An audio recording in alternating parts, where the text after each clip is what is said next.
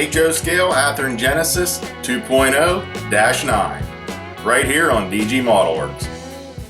If you would like to see more content from my channel, be sure to subscribe and click that bell icon to be notified of future videos.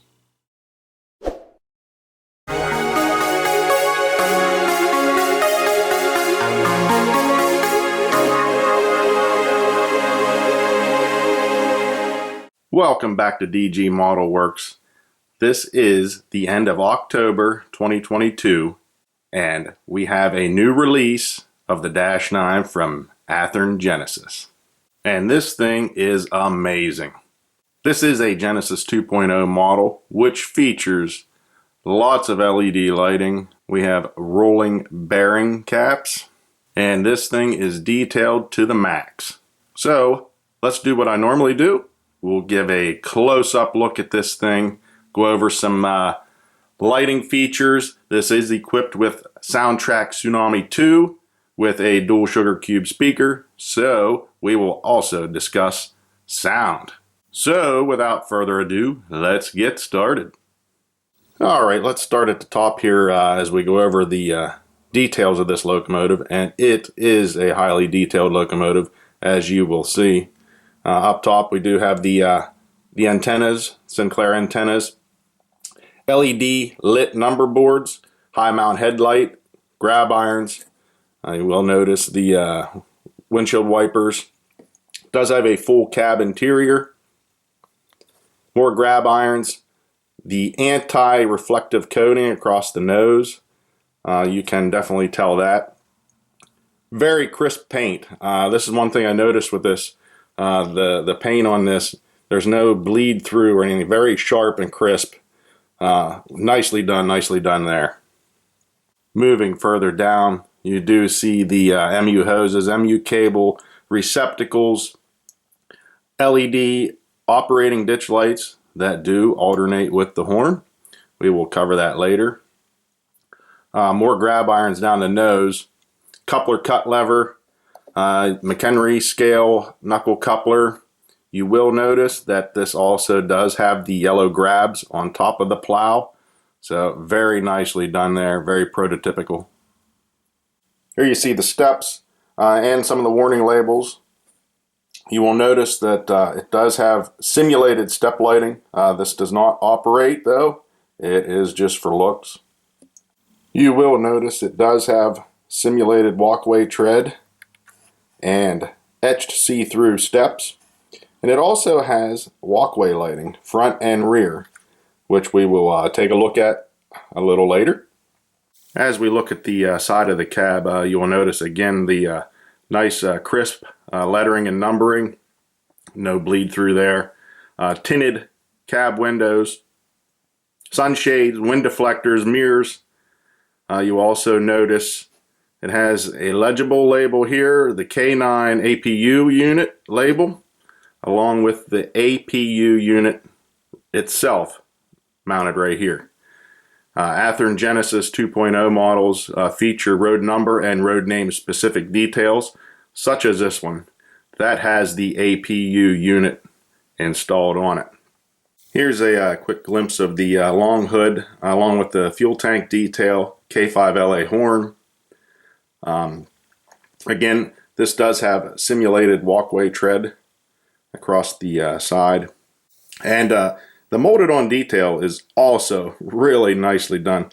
Let me see if I can give you a quick zoom in on that, and also we have some lift rings that are separately applied there as well.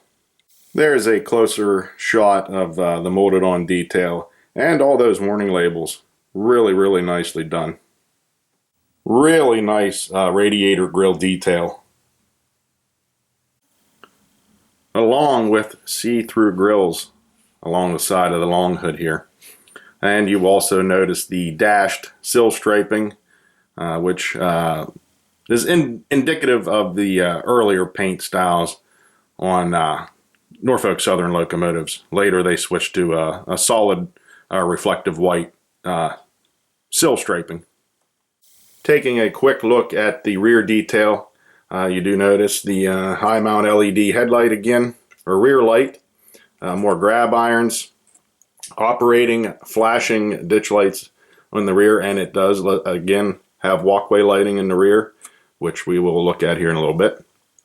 And again, the MU hoses, MU cable, simulated spare knuckle coupler cut lever, all the things that you would expect to see on a Genesis line model. As we move around to the other side, I would like to focus on the truck detail, and also like to mention the yellow on all the hand railings and everything.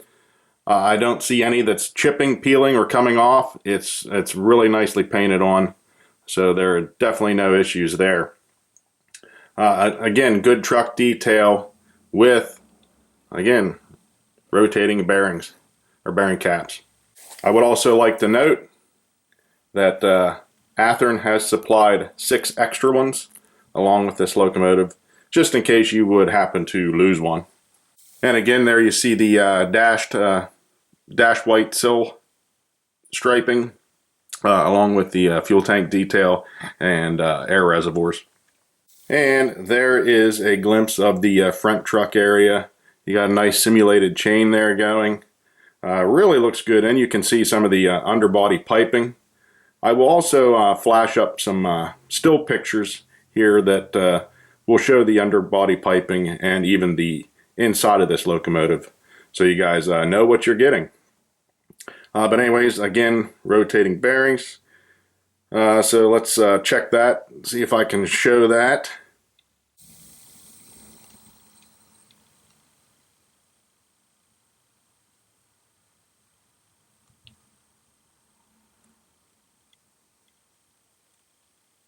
Here is a glimpse of inside the locomotive.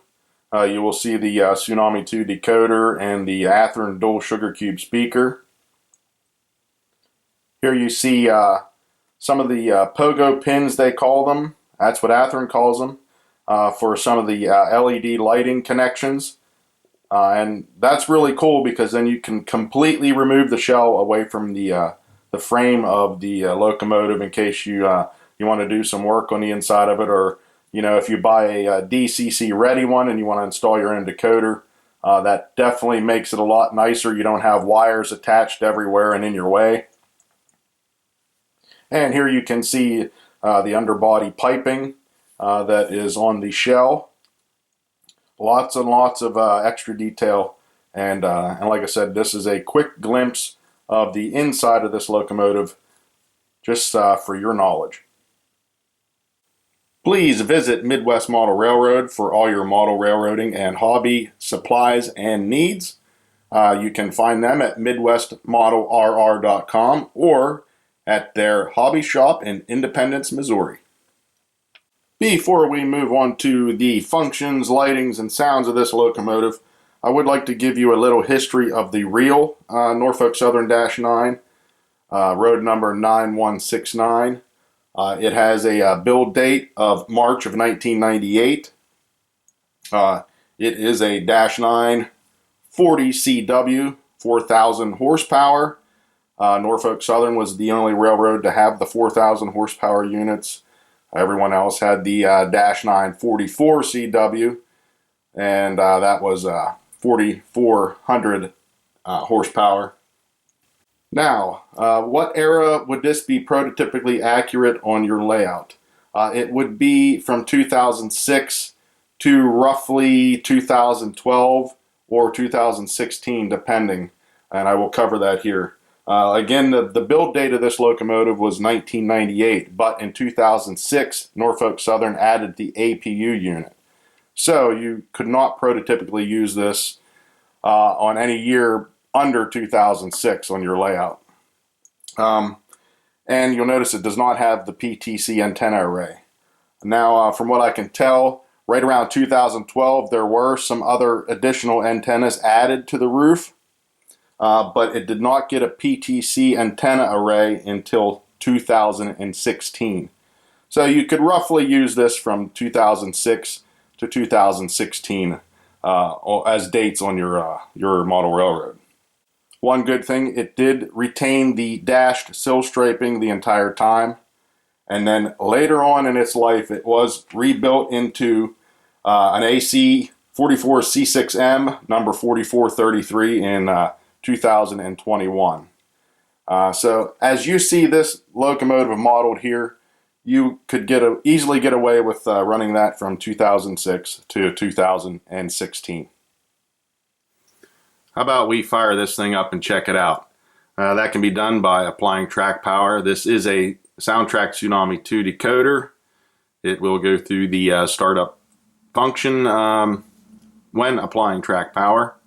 We will go over the lighting on this as well. And let me tell you something, you guys will not be disappointed in the lighting in this thing, because I know it blew me away. So let's get started.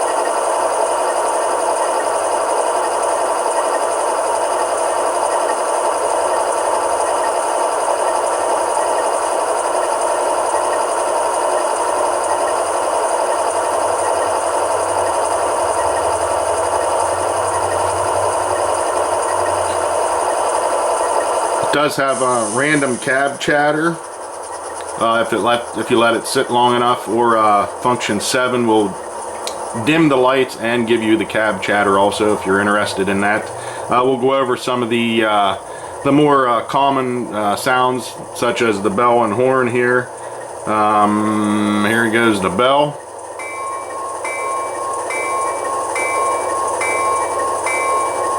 And the horn.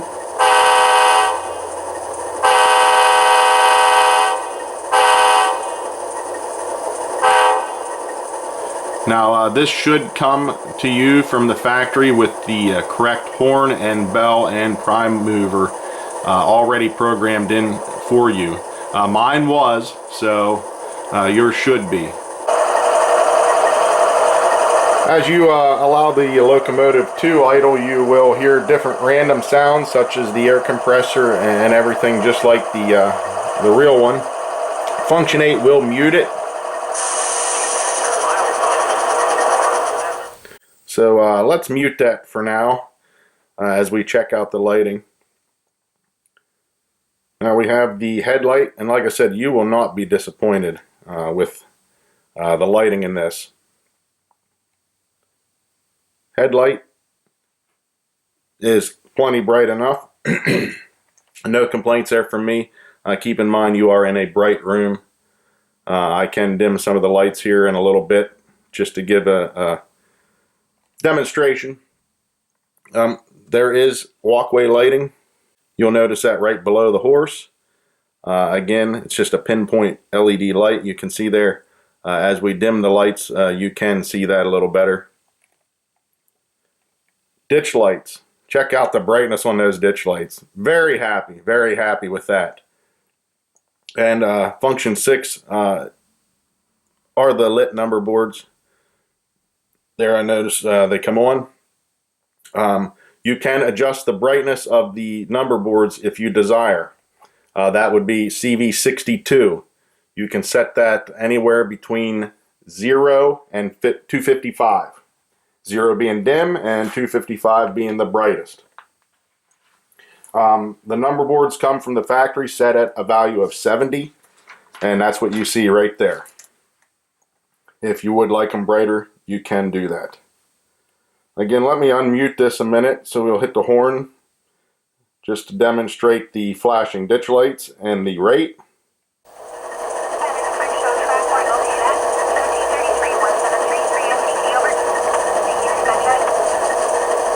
There you heard some of the random cab chatter. So let's hit the horn.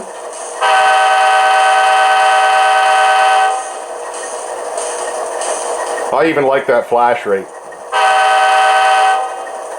Looks very prototypical. Nicely done.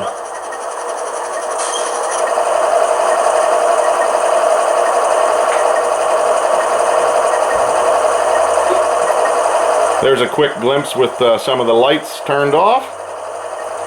Like I said, you're not going to have any complaints about the lighting. And again, you see the number boards are lit. I'll turn them off just to give you a demonstration. There they are, back on. Very well done, Athearn. And down there is the walkway lighting. Now this does come with ground lighting, which is on automatically when the locomotive is on, just like the walkway lighting. There is no ability or function ability to turn that on and off with your controller. They are lit all the time. However, the ground lights are not very bright. They come from the factory set at a value of 50. You can adjust that. CV61 will adjust the brightness of the ground lights. That's anywhere between 0 and 255 as a value. 255 will be brightest. Right now it's currently at 50, which is the stock setting. You cannot see it, but I will use a mirror here and show you. See the LED light underneath there? So it does have ground lighting. You just may have to adjust it. Let's go ahead and check out the rear lighting. And again, you are not going to be disappointed with that. Check out that lighting brightness.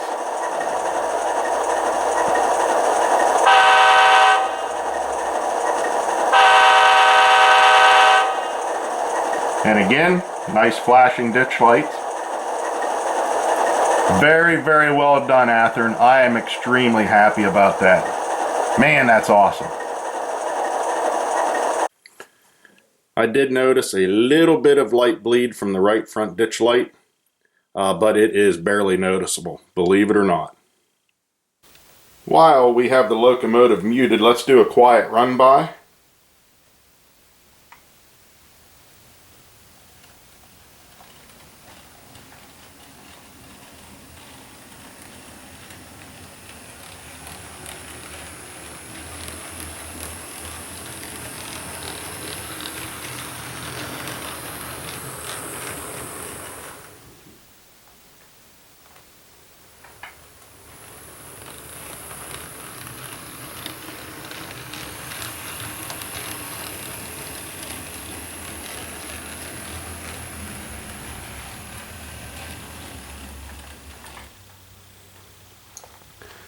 It is nice and smooth. It does have a little bit of wheel or gear chatter that you could hear there. Honestly, I hear that quite a bit in some of the Genesis drivelines, but I find them to be very reliable and robust. And after some break-in, and that sometimes goes away, but definitely not a deal breaker for me because they are very reliable and robust. Just to give you an example of smooth and robust, check this out. Speed step 1.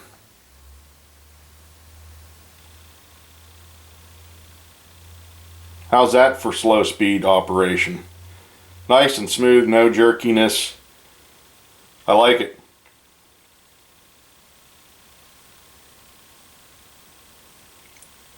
If there's one thing you'll know about me, I like slow speed performance and good lighting. Alright, before we wrap this video up with a layout running, I want to give you my opinion of this locomotive. I think Athearn did such a good job with this. After I had a chance to check this locomotive out, I went ahead and ordered the other two road numbers in this release for Norfolk Southern. Good job, well done, Athearn. I'm impressed. So without further ado, let's get on to some layout running. Now this locomotive with the factory installed Tsunami sound weighs in at exactly 22 ounces. To give you an idea and comparison, I did a video on the 2020 release of the Athearn Genesis Gevo. That weighed in at just a hair over 21 ounces. So this is almost a full ounce heavier than that. And that Gevo pulled a train with 37 random cars along with 5 auto racks.